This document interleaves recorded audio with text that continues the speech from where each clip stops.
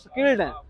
तो बगैर स्किल के यहाँ पे जिंदगी परदेश में, चाहे वो सऊदीया है, चाहे दुबई, चाहे यूरोप, चाहे टर्की, चाहे जनाब मलेशिया है, बगैर स्किल के जिंदगी परदेश में बहुत ज्यादा मुश्किल है। टर्की के अंदर क्या वाकई चिकन पैकिंग के नाम पे वर्क परमिट मिल रहे हैं या नहीं मिल रहे? क्या वाकई टर्की के अंदर टीआरसी ओपन हो गई है अभी 2023 के आते ही? इन सारे बिस्मिल्लाहिर्रहमानिर्रहीम जी, आगाज रब करीम के बबरकत नाम से जो हर चीज़ पे कादर है। टर्की के शहर इस्तंबुल से एक और नई इन्फॉर्मेटिव वीडियो लेके हम हाज़िर हुए हैं। उम्मीद है कि आपको अच्छी लगेगी। तो बहुत सारे दोस्त हमें पाकिस्तान, इंडिया, बांग्लादेश, नेपाल से फ़ोन कॉल करते हैं और कमेंट करते हैं कि हमें टर्की का वर्क परमिट जो है वो मिल रहा है, हमें टर्की का जो है वो वर्क परमिट मिल रहा है, हम टर्की आ रहे हैं, हमें एजेंट इतने पैसे कह रहा है, ये कह रहा है, वो कह रहा है। तो जैसे ही 2023 आया तो टर्की के वर्क परमिट के नाम पे बहुत सारे स्कैम जो हैं वो शुरू हो गए हैं। तो ये जो स्कैम टर्की का वर्क परमिट का अभी चला हुआ है, तो बहुत सारे मैं बम्फलेट जो आते हैं वो हमें जो एड्स लगी होती हैं अखबार में, पाकिस्तान में तो अखबारों में ऐड लग रहे हैं कि टर्की का वर्क परमिट जनाब $3000 में, $3400 में, जो तकरीबन पाकिस्तानी 10 लाख रुपया बनता है।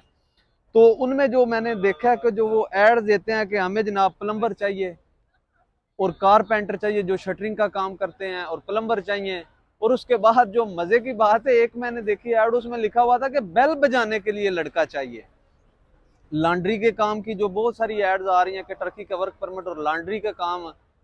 उसके बाद जो सबसे ज्यादा जो केस आए हैं वो ये कि चिकन पैकिंग का काम है टर्की के अंदर। क्या वाकई चिकन पैकिंग के नाम पे वर्क परमिट मिल रहे हैं या नहीं मिल रहे? क्या वाकई टर्की के अंदर टीआरसी ओपन हो गई है अभी 2023 के आते ही? इन सारी बातों पे जो है वो बात करते हैं। टर्की के अंदर इस वक्त जो करंटली सिचुएशन चल रही है, टर्की का वर्क परमिट हासिल करना, जो यहाँ बंदा मौजूद है जिसके पास टीआरसी है, उसके लिए भी बहुत मुश्किल है। आप तो कहते हैं कि हम पाकिस्तान से या इंडिया से या बांग्लादेश से वर्क परमिट पे टर्की आ रहे हैं। मैं कहता हूँ जो बंदे यहाँ पे मौजूद हैं जिनके पास किमलिक वगैरह है, अगर वो प्रोसेस कराना चाहें तो वो करा सकते हैं, उनको टर्की का वर्क परमिट मिल सकता है। लेकिन उन्हें नहीं मिल रहा। क्यों नहीं मिल रहा? क्योंकि प्रोसेस बहुत ज्यादा क्रिटिकल है। इतना ज्यादा आसान नहीं है कि आपको टर्की का वर्क परमिट मिल जाए। तो मेरा लास्ट टाइम एक दोस्त था, उसने यहाँ पे वो टर्की का वर्क परमिट अप्लाई किया था नॉर्मल जॉब में ना, तो उन्होंने रिजेक्ट कर दिया इस बेस पे कि उन्होंने कहा कि क्या बंदा को खास काम करता हो तो उसको फिर हम वर्क परमिट देंगे, नॉर्मल काम पे हम वर्क परमिट नहीं दे सकते। अब जो बंदा यहाँ पे सिलाई के काम में तोपला करता है या जो छोटे मोटे धागे काटता है, तो वो कैसे उसे वर्क परमिट इशू कर दें? तो भाई मेरे, ये बहुत बड़ा स्कैम है। वर्क परमिट के नाम पे टर्की के ऊपर अंदर बहुत ज्यादा स्कैम शुरू हुए। असल में पहले होता ये था कि यहाँ पे लोग टीआरसी का जो है वो बहुत ज्यादा काम करते थे, बंदे विजिट वीजे पे आते थे तो उनको टीआरसी के नाम पे जो है वो काफी स्कैम किए जाते थे उनसे। हर हाल वो स्कैम इसलिए मंजरे आम पे नहीं थे आते क्योंकि टीआरसी बन जाती थी, वो ज्यादा इशू नहीं था बनता। अभी टीआरसी चूंकि मुकम्मल बंद है, मुकम्मल बंद तो नहीं कह सकते, टीआरसी ओपन है, लेकिन सिस्टम इतना क्रिटिकल कर दिया इन्होंने कि टीआरसी, अब जो हम आते हैं मिडिल क्लास के लोग, हमारे लिए जो है वो उन्होंने रूल्स इतने रख दिए कि हम उनके ऊपर पूरा ही नहीं उतरते, टीआरसी हमारी फौरन रिजेक्ट कर देते हैं। ये नहीं कि टीआरसी अप्लाई नहीं होती, टीआरसी अप्लाई होती है लेकिन वो रिजेक्ट हो जाती है। तो जो वर्क परमिट के नाम पे स्कैम हो रहे हैं इनसे बचें। अगर सपोज दैट आप टर्की का वर्क परमिट लेते हैं, आप एजेंट से कोई बड़ी बातचीत पक्की ठक्की करते हैं, वो आपको टर्की के अंदर भेज देता है, आप यहाँ पे आके किसी कंपनी में जॉब भी लग जाते हैं, आपको वो जो है वो वर्क परमिट भी दे देते हैं। लेकिन 1-2 महीने के बाद अगर वो आपका सिगोरता यानी टैक्स नहीं पे करते तो वो आपका वर्क परमिट कैंसिल हो जाएगा, आप इलीगल हो जाएंगे।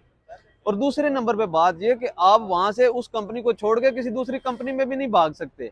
टर्की वर्क परमिट क्यों नहीं देता? इसकी मेन वजह है, अगर आप किसी एक कंपनी में काम कर रहे हैं और आपका 60 दफा टैक्स यानी 60 महीने 5 साल आपका प्रॉपर टैक्स पे हुआ है यहाँ पे टर्की के अंदर, तो आप सिटीजन के एल हैं। तो ये इतनी जल्दी सिटीजन तो नहीं ना देते। तो इन्होंने वर्क परमिट का प्रोसेस बहुत ज्यादा क्रिटिकल कर दिया है।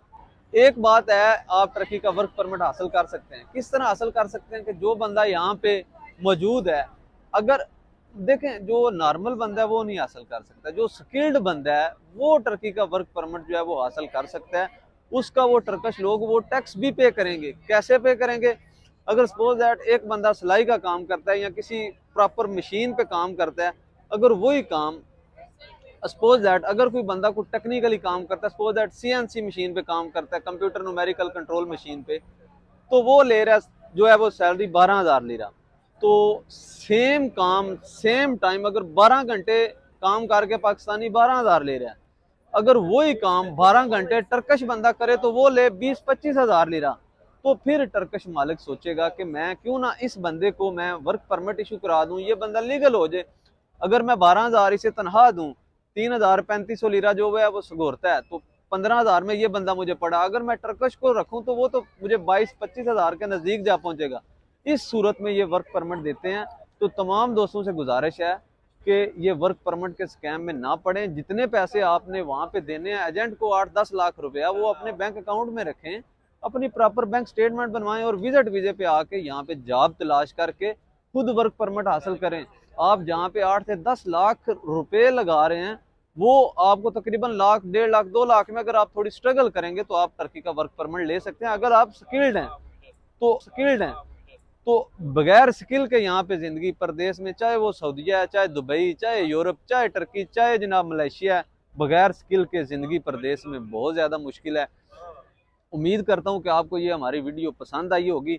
अगर आप अथेंटिक मालूमात लेना चाहते हैं तो आप हमारे चैनल को ज़रूर सब्सक्राइब करें, क्योंकि हमें आपसे कोई किसी किस्म का लालच नहीं है कि आप हमसे वीज़ा प्रोसेस कराएं या हमसे फाइल बनवाएं या हम आपकी TRC बनाते हैं। हम ऐसा वैसा काम करते ही नहीं है।